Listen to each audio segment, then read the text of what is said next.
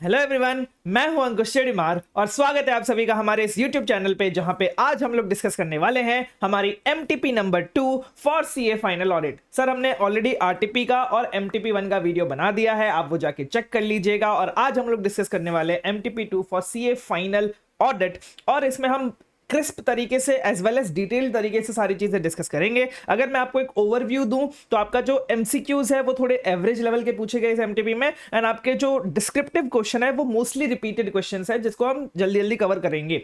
तो सर, हमें ये वीडियो देखना चाहिए कि नहीं देखना चाहिए, तो मैं आपको ये चीज बता देता हूं कि सर, आपकी जो एमटीपी होती है उस अटेम्प्ट की, जो आपका May 25 अटेम्प्ट आने वाला है, वो इनहेरेंटली इंपॉर्टेंट बन जाती है। वो टॉपिक्स इनहेरेंटली इंपॉर्टेंट बन जाते हैं, इसलिए आपको जानना तो पड़ेगा कि सर कौन कौन से टॉपिक्स है जो एमटीपी में आईसीआई ने टेस्ट किए हैं। आरटीपी बोल लो, एमटीपी बोल लो, सब हमारे लिए इनहेरेंटली इंपॉर्टेंट बनी जाती है उस पर्टिकुलर अटेम्प्ट की। ठीक है, यस सर। तो चलिए शुरू करते हैं हमारे एमटीपी नंबर 2 के सबसे पहले केस सिनेरियो के साथ। यहां पे मैंने क्या किया सर, जो भी इंपॉर्टेंट चीज है वो मैंने यहां पे अंडरलाइन हाईलाइट कर दी है। मैंने एमसीक्यूज में आंसर्स पहले से हाईलाइट कर दिए ताकि हम क्वेश्चन डिस्कस करें फिर आंसर डिस्कस करें, उसका क्या टॉपिक है वो मैंने लिख दिया है। एंड ये जो स्टार मार्क आप देख रहे हो, स्टार मार्क का मतलब ये नहीं है कि ये पर्टिकुलर जो एमसीक्यू है वो इंपॉर्टेंट है। इसका मतलब ये मेरे रेफरेंस के लिए है कि ये जो पर्टिकुलर एमसीक्यू है इसमें मुझे आपको चारों ऑप्शंस कंसीडर करवाने हैं, बताने हैं कि भाई 3 ऑप्शन यहां पे गलत क्यों है और 1 ऑप्शन यहां पे सही क्यों है। ठीक है, यस सर। ये जो पर्टिकुलर मार्क्ड पीडीएफ है ये भी आपको हमारे टेलीग्राम चैनल और व्हाट्सएप चैनल में मिल जाएगा, जिसकी लिंक आपको नीचे पिन कमेंट और डिस्क्रिप्शन में मिल जाएगी। वो जाके ज्वाइन जरूर कर लीजिएगा, क्योंकि इसमें आगे आने वाले बहुत सारे ऐसे मटेरियल्स है जो मैं उस चैनल पे शेयर करने वाला हूं।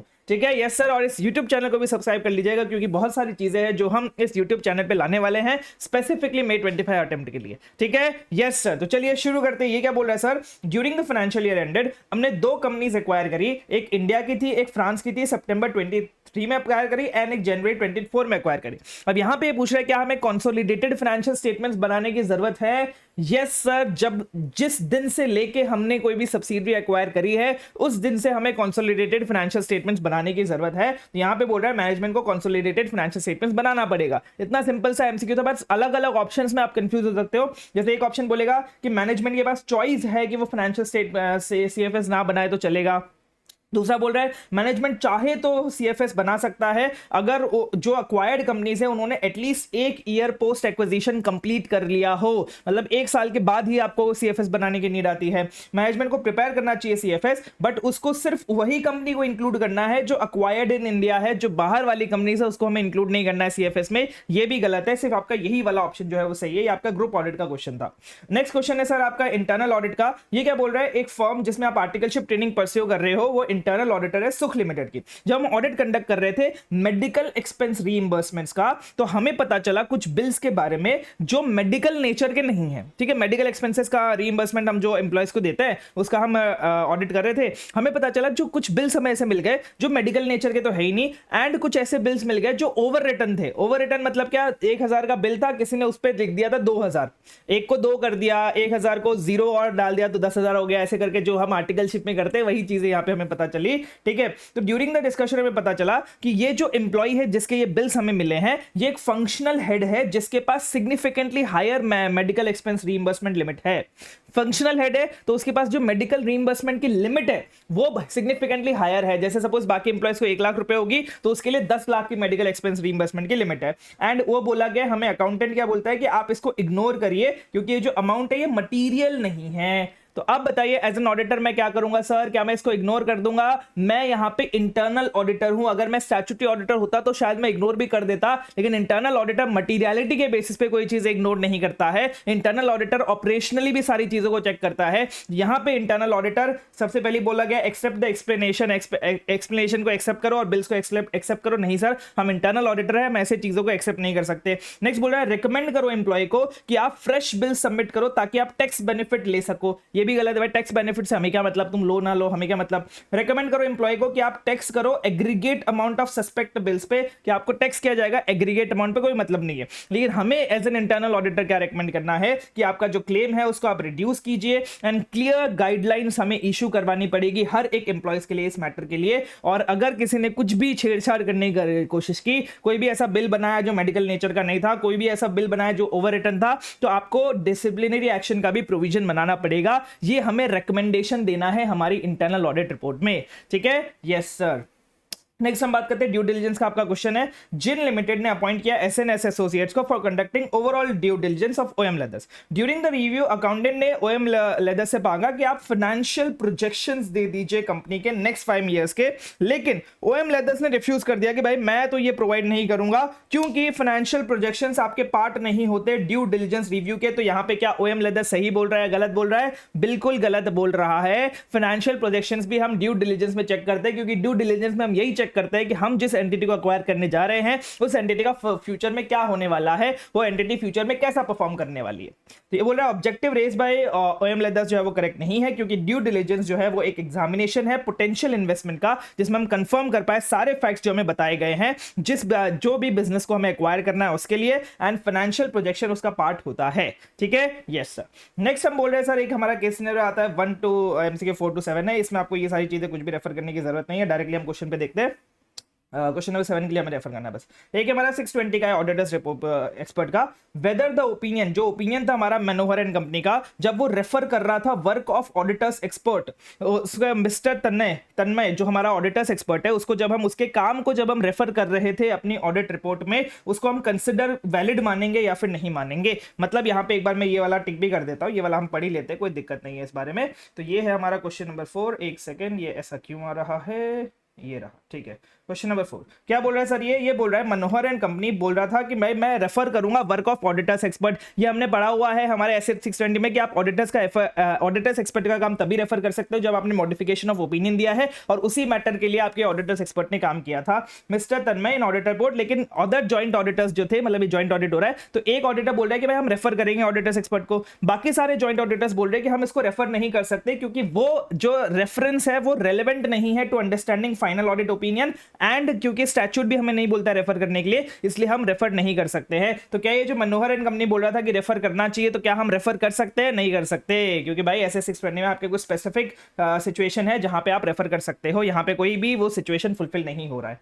नेक्स्ट है आपका ऐसे 330 क्या बोल रहा है, जो ओपिनियन हमारे लॉयड्स एंड कंपनी का कि वो जो आइटम है उसको मिस स्टेटमेंट मानेंगे in case of test of controls as well as test of details. ये बोल रहे हैं सर एक आइटम हुआ हमारे पास, एक कुछ भी गड़बड़ मिली हमें, हम उसको मिस स्टेटमेंट मानेंगे टेस्ट ऑफ कंट्रोल्स के केस में भी एंड टेस्ट ऑफ डिटेल्स के केस में भी। तो मैंने आपको बताया हुआ है कि सर टेस्ट ऑफ डिटेल्स में तो वो मिस स्टेटमेंट माना जाता है, लेकिन टेस्ट ऑफ कंट्रोल्स के लिए हम उसको मिस स्टेटमेंट नहीं बोलते हैं, टेस्ट ऑफ कंट्रोल्स के लिए हम उसको डेविएशन बोलते हैं। तो ये क्या बोलेंगे सर, मिस स्टेटमेंट सिर्फ टेस्ट ऑफ डिटेल्स के लिए मानेंगे, टेस्ट ऑफ कंट्रोल्स के लिए हम उसको डेविएशन मानेंगे। ठीक है, यस सर। चलिए नेक्स्ट हम डिस्कशन करते हैं क्वेश्चन नंबर 6 का, या 505 में आता है, जो इंसिस्टेंस था मनोहर का कि वो डिटरमाइन करेगा इंप्लीकेशंस जब उसको पॉजिटिव कंफर्मेशन रिक्वेस्ट नहीं मिला है ऑन द ऑडिट ओपिनियन, क्या हम उसको वैलिड मानेंगे कि नहीं मानेंगे।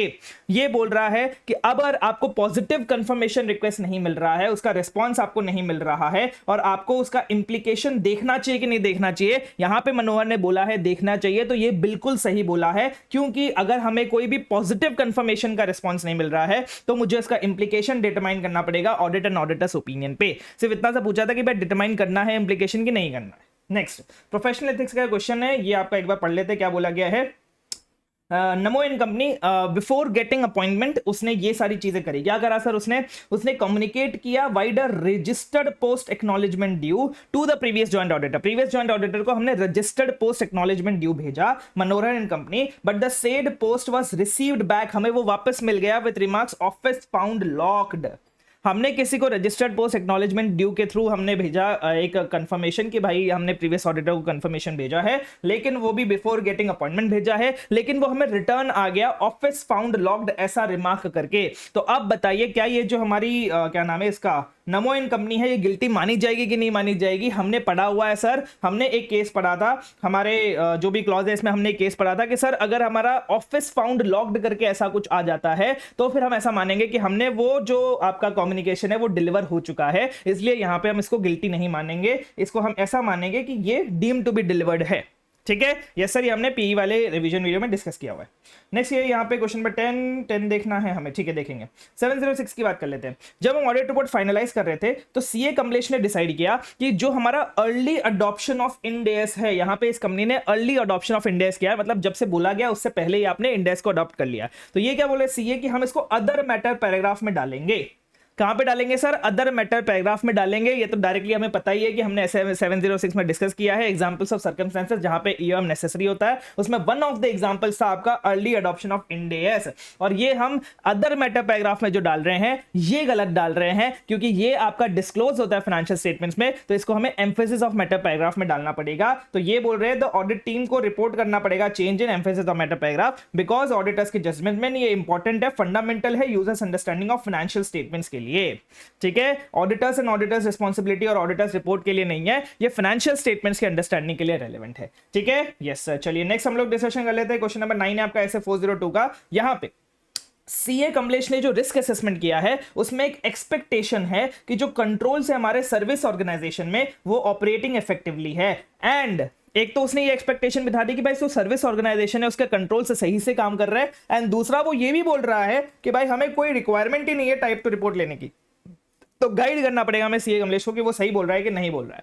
तो यहां पे हमें पता है कि सर अगर हम नॉर्मल बात करें 330 में भी बात करें, अगर मुझे रिलायंस देना है, अगर मुझे अश्योरेंस देना है हमारे, मतलब अगर मैं ऐसा सोचता हूं कि भाई मेरे जो टेस्ट ऑफ जो मेरे कंट्रोल्स है वो सही से काम कर रहे हैं, ऑपरेटिंग इफेक्टिवली है, तो मुझे वो टेस्ट करके चेक करना पड़ेगा कि वो कंट्रोल्स एक्चुअली में सही से काम कर रहे हैं कि नहीं कर रहे हैं, तभी मैं उस पर भरोसा दिखा सकता हूं। राइट, मैं ऐसा बिना चेक किए तो ऐसा नहीं बोल सकता ना नहीं भाई कंट्रोल सही से काम कर रहे हैं। तो मुझे यहां पे भी सिंस मैं सर्विस ऑर्गेनाइजेशन के कंट्रोल्स पे अपना भरोसा दिखा रहा हूं, तो मुझे उनके कंट्रोल्स को टेस्ट करना पड़ेगा। अब मैं तो यार यूजर ऑडिटर हूं, मैं कैसे टेस्ट करूंगा? तो उन्होंने बनाई होगी एक type two report. Type two report में स्पेसिफिकली हम ऑपरेटिंग इफेक्टिवनेस की बात करते हैं, तो यहां पे बोल रहा है कि यार हमें टाइप टू रिपोर्ट लेने की जरूरत नहीं है, तो यहां पे ये गलत बोल रहा है। हम अगर ऑपरेटिंग इफेक्टिवनेस पे रिलाई करना चाह रहे हैं, अगर हमारी एक्सपेक्टेशन है कि भाई ऑपरेटिंग इफेक्टिवनेस सही है एसओ के हमारे इंटरनल कंट्रोल की, तो फिर हमें टाइप टू रिपोर्ट में ये चेक करना पड़ेगा जो टीओसी हुआ है एंड उसका क्या रिजल्ट आया है। ठीक है, तो ये बोल रहा है कि जब एक्सपेक्टेशन ऐसी होती है तो हम ऑडिट एविडेंस लेंगे about operating effectiveness which may be include by obtaining type two report. Type two report हमें लेनी पड़ेगी, तो यहाँ पे जो सीए कमलेश बोल रहा है वो गलत बोल रहा है। नेक्स्ट 10 की बात कर लेते हैं। ड्यूटीज में आएगा आपका ये ड्यूटीज ऑफ ऑडिटर्स की बात हो रही है। ये बोल रहा है जब हम ऑडिट कर रहे थे एंटिटी का, तो सीए कमलेश को कुछ बिजनेस पॉलिसी के बारे में पता चला प्रमाद लिमिटेड की, कि जिसमें उसने बोला गया है कि हम इन्वेस्ट करेंगे कुछ portion of our money in securities of different blue chip companies. मतलब बेसिकली मैं शेयर्स में पैसे इन्वेस्ट करूंगा, ऐसी हमारी बिजनेस पॉलिसी है। एंड इस रीजन की वजह से ऑलमोस्ट 55% ऑफ प्रमाद्स limited total assets consisted of such investments. मतलब ये सिर्फ इन्वेस्टमेंट्स की वजह से मेरा टोटल एसेट्स का 55% यही इन्वेस्टमेंट्स थे जो मैंने शेयर्स में इन्वेस्ट कर रखा है। मतलब मेजॉरिटी ऑफ द एसेट्स मेरा जो था वो मेरे शेयर्स में इन्वेस्टमेंट था। अब ये यहां पे क्यों रेलेवेंट है? क्योंकि ये कंपनी अब बन जाएगी इन्वेस्टमेंट कंपनी। क्या बोलेंगे सर इसको? हम बोलेंगे इन्वेस्टमेंट कंपनी। ध्यान रखिएगा ये चीज, मैंने आपको ड्यूटीज ऑफ ऑडिटर्स वाले सेक्शन में बताया हुआ ये कि सर अगर आपका 50% ऑफ टोटल एसेट से ज्यादा अगर आपका एसेट्स हो जाता है तो हम उसको इन्वेस्टमेंट कंपनी बोलते हैं। तो अब ये इन्वेस्टमेंट कंपनी हो गई। अब यहाँ पे ये आइडेंटिफाई करने की क्यों जरूरत थी? क्योंकि एक और चीज नीचे आ रही है। ये बोले जब हम ऑडिट कंडक्ट कर रहे थे तो हमने देखा कि जो इन्वेस्टमेंट है सर्टेन सिक्योरिटीज में वो हमने सेल किया है at price less than the purchase price. मतलब हमने लॉस पे कुछ सिक्योरिटीज को सेल किया है, एंड एज एन ऑडिटर मैंने इस मैटर को रिपोर्ट नहीं किया सेक्शन 143(1) में। अब ये बताइए without even considering to inquire into the proprietary aspect of the same, बिना इंक्वायरी किए मैंने इस मैटर को भी रिपोर्ट नहीं किया। अब ये बताइए क्या एज एन ऑडिटर मैंने सही किया या फिर नहीं किया? तो आपको याद होगा हमने किया सेक्शन नंबर 143(1), उसमें हमने शायद सेकंड या थर्ड क्लॉज था हमारा जिसमें बोला गया था कि सर इन्वेस्टमेंट्स को अगर आपने सेल किया है less than the market value तो फिर आपको रिपोर्ट करना पड़ेगा। लेकिन उसमें दो एक्सेप्शन थे, एक आपका इन्वेस्टमेंट कंपनी था और एक आपका बैंकिंग कंपनी था। और यहां पे आईसीआई ने डायरेक्टली नहीं बोला कि इन्वेस्टमेंट कंपनी है, यहां पे आईसीआई ने आपको ऐसे इनडायरेक्टली बता दिया कि इन्वेस्टमेंट कंपनी है। इसलिए यहां पे जो ऑडिटर ने रिपोर्ट नहीं किया है वो बिल्कुल सही किया है क्योंकि ये एक्सेप्शन में आता है। ठीक है, yes sir, yes the relevant clause of reporting is not applicable in case of प्रमाद लिमिटेड, कि भाई वो क्लॉज प्रमाद लिमिटेड पे एप्लीकेबल नहीं है। नेक्स्ट आता है आपका ऐसे 700 डिस्कस करते हैं। सीए कमलेश ने बोला कि यार मैं यूडिन की जो रिक्वायरमेंट है वो कहां पे लगेगी, वो कौन से लेटर में लगेगी? एक तो सपोज मैं कोई जो लेटर भेज रहा हूं ऐसे 260 265 में जो लेटर भेजता हूं टीसीडब्ल्यूजी को, क्या उसमें मेरा यूडिन की रिक्वायरमेंट लगेगी कि नहीं लगेगी, ये पूछा जा रहा है। अब आप एक बार ध्यान रखिएगा, बॉटम लाइन में आपको बता देता हूं कि कोई भी ऐसी रिपोर्ट जो मैं पब्लिकली इश्यू करने करने वाला हूं, जहां पे पब्लिकली लोग मेरी रिपोर्ट पढ़ने वाले हैं, वहां पे आपकी यूडिन की रिक्वायरमेंट लगती है, जैसे स्टैट्यूटरी ऑडिट रिपोर्ट।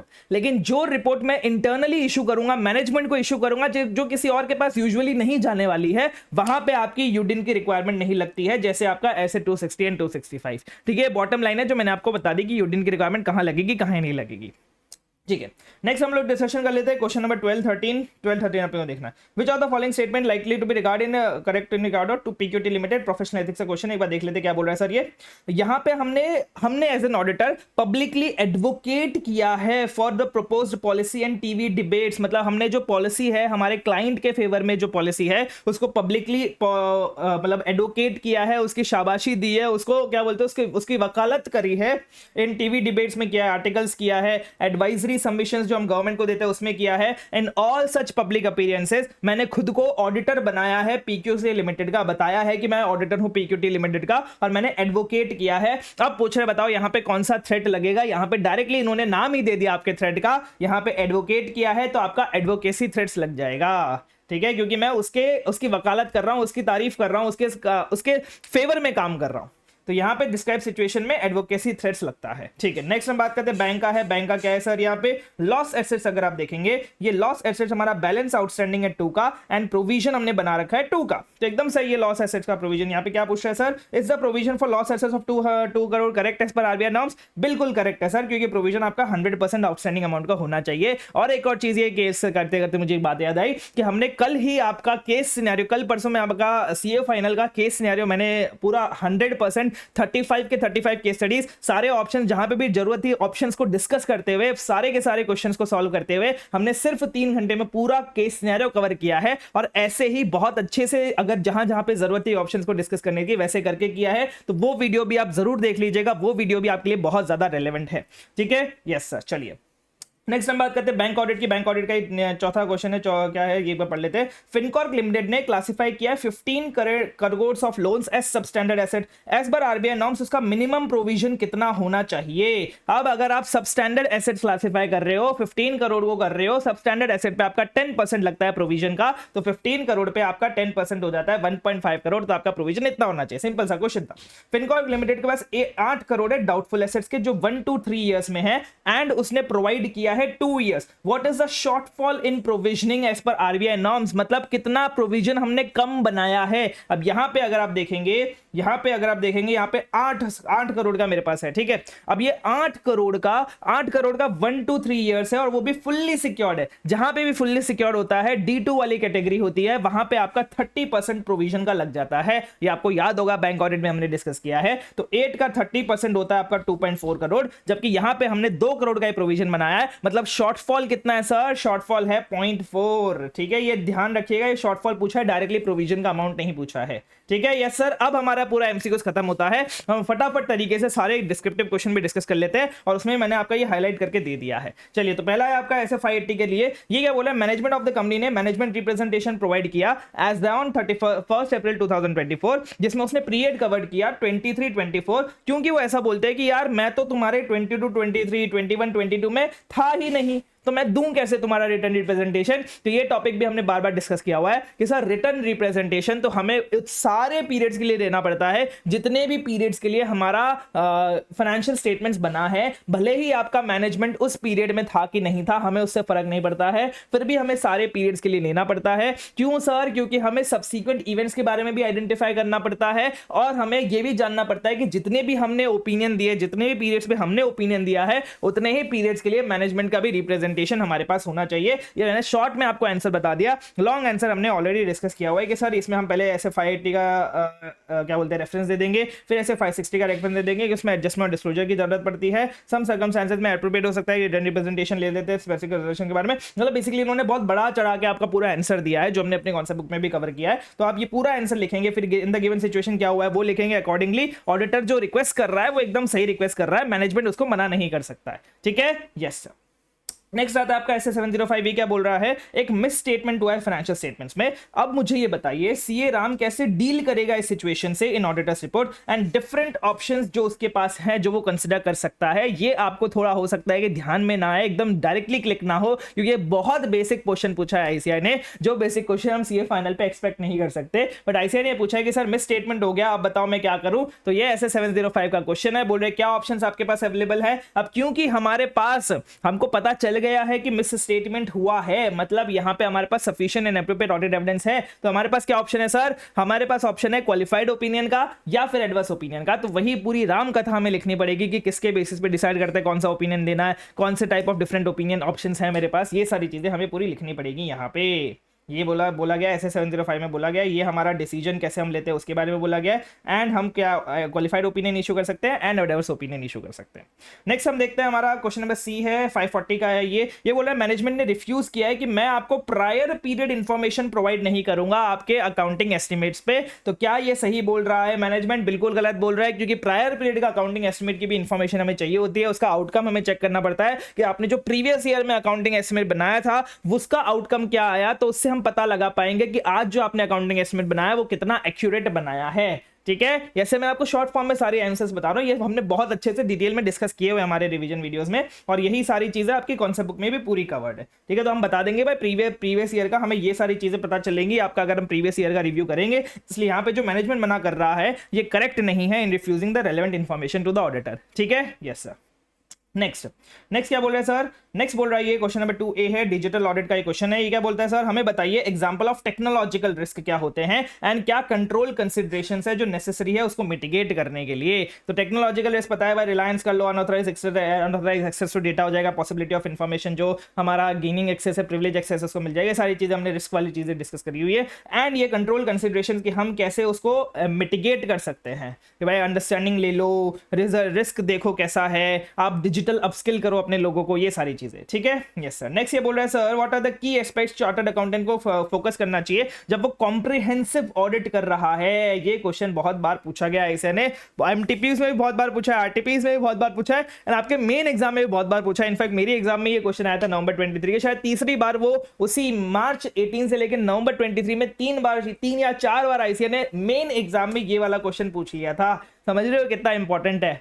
तो ये हमारा कॉम्प्रिहेंसिव का कि भाई कैसे ओवरऑल कैपिटल कॉस्ट ऑफ चल रहा है आपका, क्या एक्सेप्टेड प्रोडक्शन है, क्या आपका प्लांट रेट ऑफ प्रोडक्शन है, क्या आपके प्रोजेक्ट फॉर्मुलेशन के सिस्टम है, क्या आपका प्रोसीजर्स इफेक्टिव है कि इकोनॉमिकल है कि नहीं, वो सारी चीजें 4-5 पॉइंट्स आपको लिखने हैं। 4-5 मार्क का क्वेश्चन है तो 5 पॉइंट्स आपको लिखने हैं। ठीक है, नेक्स्ट आपका प्रोफेशनल एथिक्स का है। यहां पे क्या हुआ, डीएनडी एसोसिएट्स जब उसको पता चला ना कि मुझे एज एन ऑडिटर रिमूव कर दिया गया है, तो वो शाना बन के आरओसी के पास चला गया। उसने बताया आरओसी को कि देखो भाई ये पॉइंट्स है जो हमारे डिस्प्यूट में थे, मतलब मेरे और कंपनी के डिस्प्यूट में थे, इंक्लूडिंग ये भी बता दिया मैंने कि भाई वहां पे फिक्स एसेट्स नहीं है, वहां पे बोगस क्रेडिटर्स हैं, ये सारी चीजें मैंने जितना भी काला चिट्ठा था वो सारा काला चिट्ठा मैंने आरओसी को जाके बता दिया। तो क्या मैंने ये सही किया? बिल्कुल सही नहीं किया, क्योंकि हमें कॉन्फिडेंशियलिटी मेंटेन करके रखनी पड़ती है। क्लॉज 1 पार्ट 1 सेकंड शेड्यूल हमें बोलता है कि हमें कॉन्फिडेंशियलिटी मेंटेन करके रखनी पड़ेगी। यहां पे आप प्रोफेशनल एथिक्स का भी प्रिंसिपल का कोटेशन दे सकते थे कि हमें प्रिंसिपल भी फॉलो करना पड़ता है कॉन्फिडेंशियलिटी का। तो इन द गिवन सिचुएशन इसने ये सारी चीजें कर दी, तो इसने गिल्टी माना जाएगा प्रोफेशनल मिसकंडक्ट का, क्लॉज 1 पार्ट 1 सेकंड शेड्यूल में। ठीक है, यस सर। अब सर ये क्लॉजेस कैसे याद रखेंगे, तो मैंने आपको ऑलरेडी प्रोफेशनल एथिक्स की रिवीजन वीडियो में बहुत अच्छे से बहुत एक मेमोरी टेक्निक बना के याद करवाया कि क्लॉजेस कैसे याद रखेंगे, वो भी आप देख लीजिएगा। उस वीडियो को ऑलरेडी 1 लाख व्यूज क्रॉस हो चुके हैं हमारी प्रोफेशनल एथिक्स की वीडियो पे। नेक्स्ट हम डिस्कशन करते हैं 3rd A में ग्रुप ऑडिट की बात कर लेते हैं। ग्रुप ऑडिट का क्या क्वेश्चन है सर, ये बोल रहा है एलएनके इन्वेस्टमेंट्स जिसके पास कंपनी है, पेड अप शेयर कैपिटल है 1 करोड़ का, उसकी सब्सिडरी है wealth fund management limited. Primary business LNK limited investments का है पूल फंड्स करना from the investors collective basis पे, उसको इन्वेस्ट करना वेरियस फाइनेंशियल इंस्ट्रूमेंट्स में। कंपनी ने 12 करोड़ पूल किए नंबर ऑफ क्लाइंट से, जिससे कंपनी के शेयर होल्डर रिप्रेजेंट होते हैं। During the audit of LNK limited शीएस Shiv ने ऑब्जर्व किया कि जो जितना भी अमाउंट था 12 करोड़ का वो हमने इन्वेस्ट किया shares and debentures various companies में, एंड जो भी प्रॉफिट हमने अर्न किया due to appreciation of prices हमने डिस्ट्रीब्यूट कर दिया है various share holders of the company को।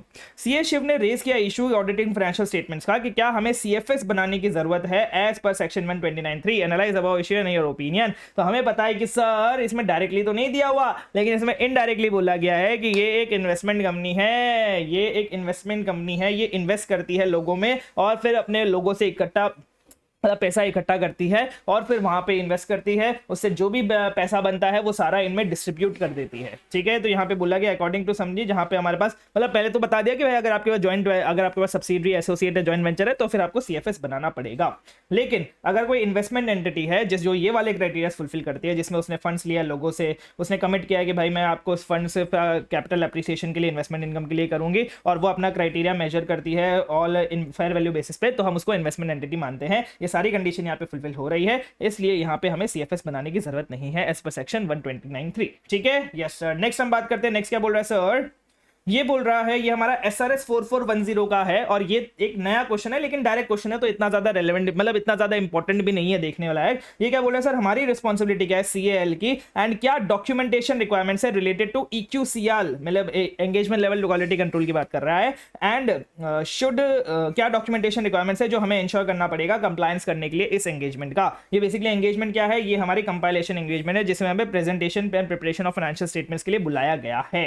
ठीक है, यस सर। तो हमारी रिस्पॉन्सिबिलिटी क्या है, हमारी रिस्पॉन्सिबिलिटी है ओवरऑल क्वालिटी देखना, एंड ये देखना कि भाई आपके फर्म के क्वालिटी कंट्रोल प्रोसीजर्स के हिसाब से हम ये ऑडिट परफॉर्म कर रहे हैं कि नहीं कर रहे। और ये ऑडिट डॉक्यूमेंटेशन में क्या इंक्लूड करना है सर, सिग्निफिकेंट मैटर्स जो अराइज हुए हैं, कैसे हमने कंपाइल इन्फॉर्मेशन को रिकंसाइल किया अंडरलाइन रिकॉर्ड्स के साथ, final version of compiled financial information, ये देखना। ये सारी चीजें हमने SRS 4410 में डिस्कस करी है, वही सारी चीजें हमें डॉक्यूमेंट करनी है। ठीक है, यस सर, डायरेक्ट क्वेश्चन था आपका ये। नेक्स्ट प्रोफेशनल एथिक्स की बात कर लेते हैं। एक प्रैक्टिसिंग अकाउंटेंट है जो प्रोमोटर डायरेक्टर है CDS प्राइवेट लिमिटेड का, एंड स्लीपिंग पार्टनर है फैमिली के गारमेंट मैन्युफैक्चरिंग बिजनेस में। क्या वो प्रोफेशनल मिसकंडक्ट के लिए लायबल है? क्या क्लॉज 11 की बात हो रही है कि दूसरे बिजनेस और प्रोफेशन में जा सकते हैं कि नहीं जा सकते? तो प्रोमोटर डायरेक्टर तो आपको जनरली परमिसेबल है कि आप प्रोमोटर डायरेक्टर बन सकते हो किसी भी कंपनी का, कोई दिक्कत नहीं है। लेकिन अगर आपके पास कोई फैमिली का गारमेंट बिजनेस है, मतलब फैमिली का कोई भी बिजनेस है जो आपके पास आ रहा है, तो उसके लिए, उसमें कुछ भी करने के लिए आपको एक स्पेशल परमिशन की जरूरत होगी। अब यहां पे आप कंफ्यूज हो जाओगे कि यहां पे तो स्लीपिंग पार्टनर बोला गया कि हम तो कोई काम करते ही नहीं है, तो फिर भी हमें क्या स्पेशल परमिशन लेनी पड़ेगी? बिल्कुल लेनी पड़ेगी भैया। फैमिली का कोई भी बिजनेस आ जाए तो आपको स्पेशल परमिशन लेनी पड़ेगी। वही सेम चीज यहां पे बोली गई है क्लॉज 11 पार्ट 1 में कि भाई कोई ऐसा रुकावट नहीं है अगर आप प्रोमोटर सिग्नेटरी बनना चाह रहे हो MOA और AOA के, और आप प्रोमोटर सिग्नेटरी के साथ साथ आप डायरेक्टर सिंप्लिसिटर भी बन सकते हो। लेकिन अगर आपको स्पेसिफिक और प्रायर अप्रूवल लेनी पड़ेगी अगर आपका कोई इंटरेस्ट है फैमिली के बिजनेस कंसर्न में, ठीक है, या फिर आपके रिलेशनशिप की वजह से मैनेजमेंट, भले ही आपने उस मैनेजमेंट में उसका कोई भी पार्ट नहीं लिया हो, फिर भी आपको स्पेसिफिक एंड प्रायर अप्रूवल लेनी पड़ेगी। तो एज ए प्रोमोटर डायरेक्टर तो आप नॉट गिल्टी थे, लेकिन एज ए स्लीपिंग पार्टनर आप गिल्टी माने जाओगे प्रोफेशनल मिसकंडक्ट के। ठीक है, यस सर। चलिए नेक्स्ट बोल रहा है सर पी का, ये हमारा पी में क्या हुआ सर, कैशियर ने एक फ्रॉड कमिट किया एंड वो हमारे पैसे लेके भाग गया।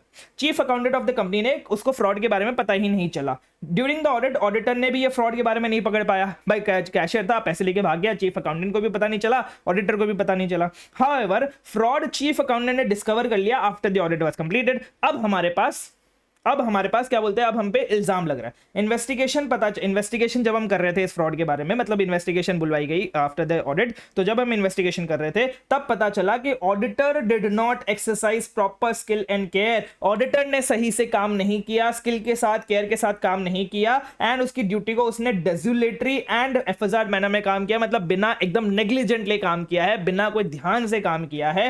With this background directors of the company ने सोचा कि मैं इसकी डिसिप्लिनरी प्रोसीडिंग करवाना चाह रहा हूं अगेंस्ट द ऑडिटर। तो क्या मैं chartered accountant act and schedules के थ्रू, मुझे बताइए क्या ऑडिटर पे हम डिसिप्लिनरी प्रोसीडिंग्स करवा सकते हैं कि नहीं करवा सकते? तो एक चीज मैं आपको बता देता हूं कि सर ऑडिटर का काम फ्रॉड ढूंढना नहीं होता है। अगर उसने ऑडिट किया है और बाद में कोई फ्रॉड मिल जाता है तो ऐसा नहीं कि ऑडिटर की ही गलती है, ऑडिटर फ्रॉड ऐसे कैसे नहीं ढूंढ पाया, ये गलत है। लेकिन ऑडिटर का काम इतना है कि उसको अच्छे से काम करना है, स्किल एंड केयर के साथ काम करना है, उसको एकदम बढ़िया तरीके से अपना काम करना है, नेग्लिजेंटली काम नहीं करना है, ड्यू केयर के साथ काम करना है। और यहां पे ऑडिटर ने ड्यू केयर के साथ सही से काम नहीं किया है, इसलिए इसको गिल्टी माना जाएगा।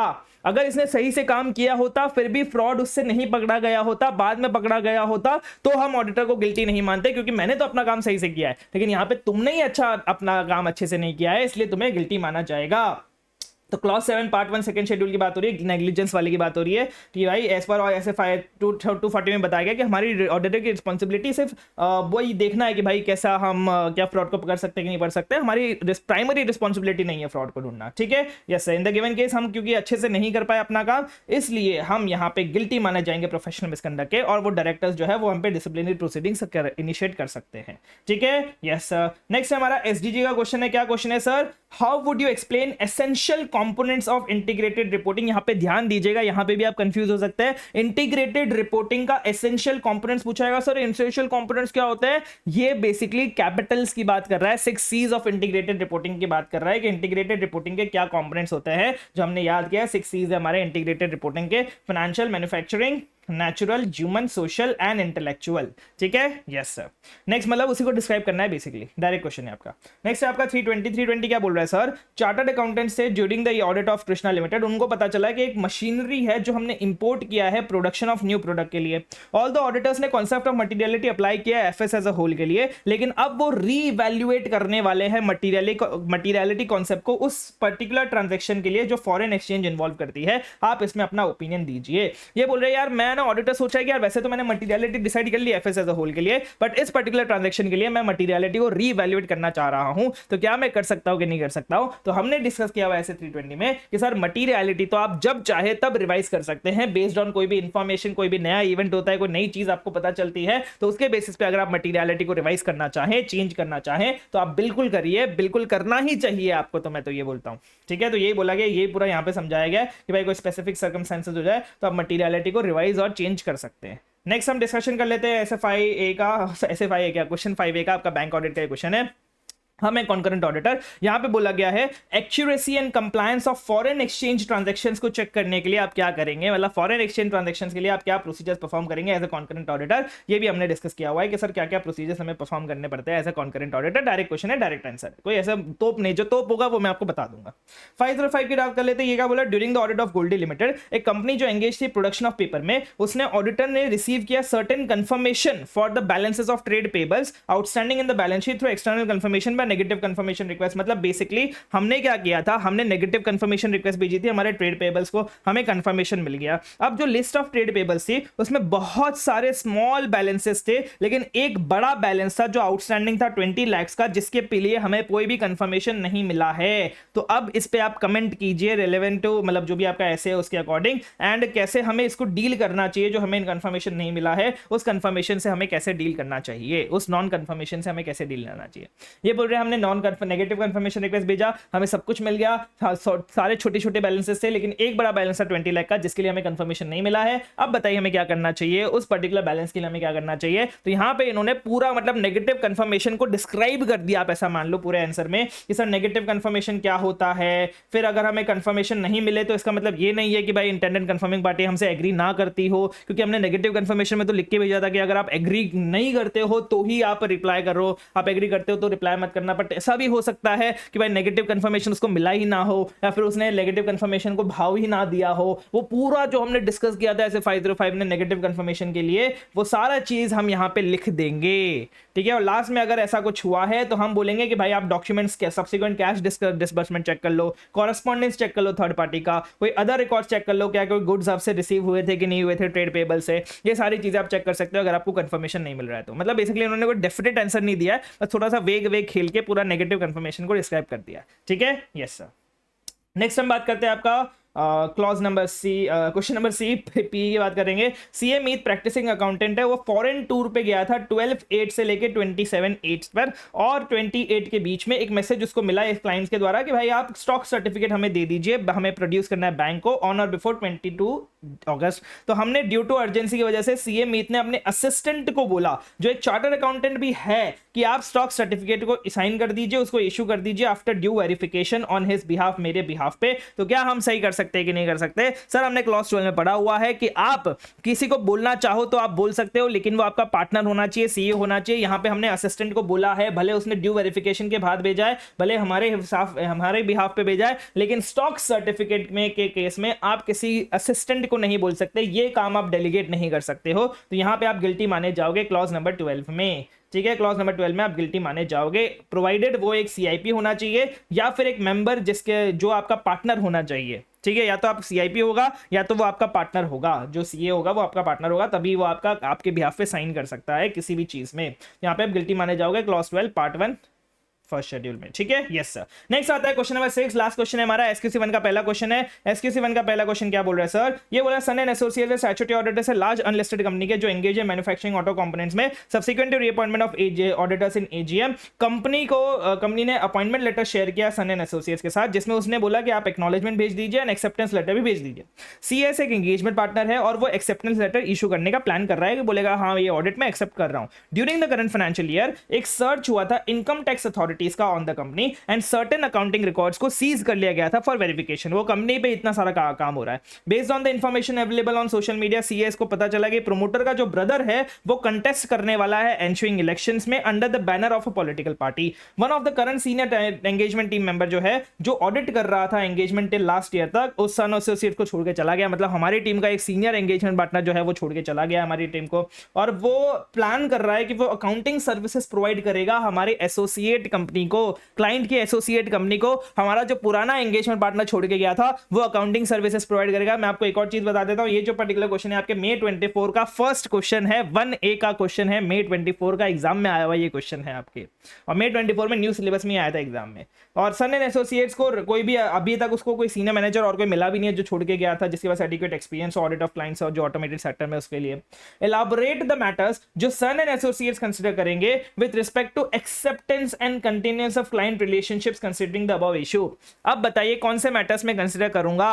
अब यहां पे आपको ध्यान आना चाहिए कि यहां पे acceptance and continuous of client relationship की बात हो रही है, मतलब ये एसक्यूसी 1 की बात कर रहा है। एसक्यूसी 1 में हमने तीन चीजें पढ़ी थी सर, एक पढ़ा था हमने इंटीग्रिटी, एक पढ़ा था हमने कॉम्पिटेंस और एक पढ़ा था कंप्लायंस विद एथिकल रिक्वायरमेंट्स। यहां पे हमें इंटीग्रिटी पे भी डाउट हो रहा है। क्यों डाउट हो रहा है? क्योंकि आपका इनकम टैक्स अथॉरिटीज का सर्च है, आपका पॉलिटिकल नेचर, आप पॉलिटिकल, आपका जो प्रोमोटर का ब्रदर है वो पॉलिटिकली जाना चाह रहा है। कॉम्पिटेंस के ऊपर भी डाउट हो रहा है। क्यों डाउट हो रहा है? क्योंकि सर हमारा सीनियर मैनेजर छोड़ के चला गया है, हमारे पास कोई और बंदा है ही नहीं जिसके पास एक्सपीरियंस हो ऑटोमेटिव सेक्टर का ऑडिट करने का। तीसरा, कंप्लायंस विद एथिकल रिक्वायरमेंट्स में क्यों डाउट हो रहा है? क्योंकि हमारा सीनियर मैनेजर जो छोड़ के गया है वो तुम्हारे मतलब क्या बोलते हैं एंटिटी के एसोसिएट कंपनी को अकाउंटिंग सर्विसेज देने वाला है, तो हो सकता है एथिकल रिक्वायरमेंट्स को कंप्लाई ना कर रहे हो। तो ये सारे इश्यूज हमें बताने पड़ेंगे। अब मैं आपको एक चीज बता देता हूं, इसका आंसर देख के आप मत घबराइएगा, क्योंकि आईसीए ने इसका आंसर अपने मन से लिखा है। कुछ ऐसे क्वेश्चन आपको रिस्क रखने पड़ेंगे, कुछ ऐसे क्वेश्चन आपको एक्सेप्ट करने पड़ेंगे, आपको मानना पड़ेगा कि ऐसे क्वेश्चन आपके एग्जाम में आ सकते हैं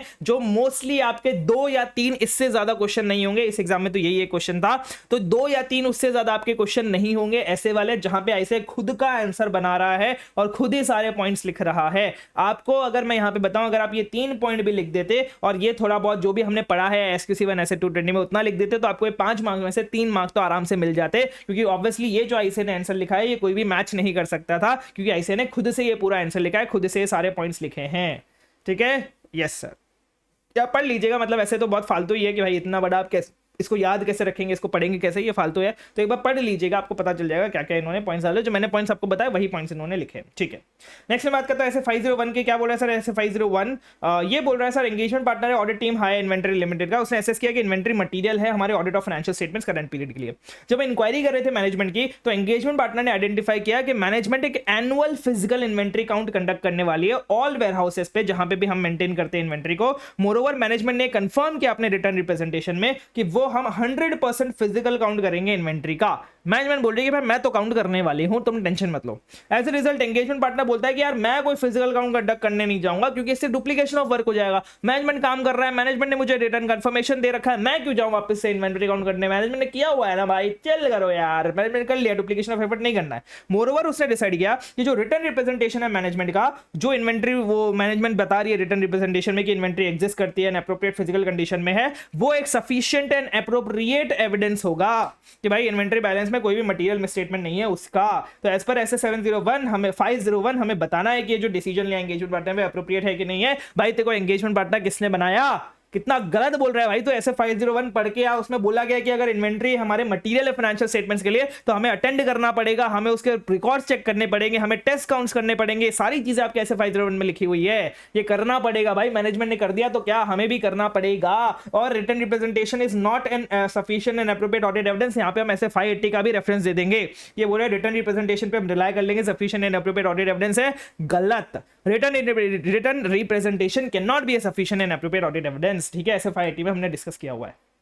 वही सारे आपके पॉइंट्स लिखे गए, ये प्रोसीजर आपको परफॉर्म करनी है, इसमें आपको सारी चीज़ें। यहाँ पे ऐसे 580 का रेफरेंस नहीं दिया, लेकिन हम एज अ गुड स्टूडेंट यहाँ पे रेफरेंस लेके आएंगे। ऐसे 580 का ऐसे को भरोसा नहीं है, क्या पता वो एग्जाम में जब ये क्वेश्चन पूछे तो 580 का भी रेफरेंस डाल दे कि भाई 580 का भी रेफरेंस आएगा यहाँ पे। नेक्स्ट ऐसे 706 की बात हो रही है, ये बोल रहा है सर एक्ट फार्मा लिमिटेड है, एंगेज है जो हमारी एक्टिव फार्मास्यूटिकल इंग्रेडिएंट्स में change in laws and regulations की वजह से हर एक कंपनी जो एंगेज है एक्टिव फार्मास्यूटिकल इंग्रेडिएंट्स में, वो अब प्रोडक्शन कैपेसिटी लाइसेंस अब उनको चाहिए होगा जो उनके प्रोडक्शन को रेस्ट्रिक्ट कर देगा। मैनेजमेंट ऑफ द कंपनी ने इसका एसेस किया, इसके इंपैक्ट को एसेस किया है चेंज इन लॉ के over financial position of the company, और उसको एप्रोप्रिएटली डिस्क्लोज किया है अपने फाइनेंशियल स्टेटमेंट्स में। मतलब ये जो लॉ चेंज हुआ है इसका हमारे फाइनेंशियल स्टेटमेंट्स में क्या इंपैक्ट आएगा, हमने एडिक्वेटली, मैनेजमेंट ने एडिक्वेटली अपने फाइनेंशियल स्टेटमेंट्स में डिस्क्लोज कर दिया। Audit team of the company ने इवैल्यूएट किया मैनेजमेंट का डिस्क्लोजर एंड उसको लगा कि हाँ भाई सही से, अच्छे से, बहुत बढ़िया तरीके से मैनेजमेंट ने डिस्क्लोज किया है। हाउएवर क्योंकि ये मैटर मोस्ट इंपॉर्टेंट था एंड फंडामेंटल था यूजर्स अंडरस्टैंडिंग के लिए regarding financial statement, audit team ने डिसाइड किया कि इस मैटर को हम अदर मैटर पैराग्राफ में डालेंगे। तो क्या भाई ये सही किया कि गलत किया?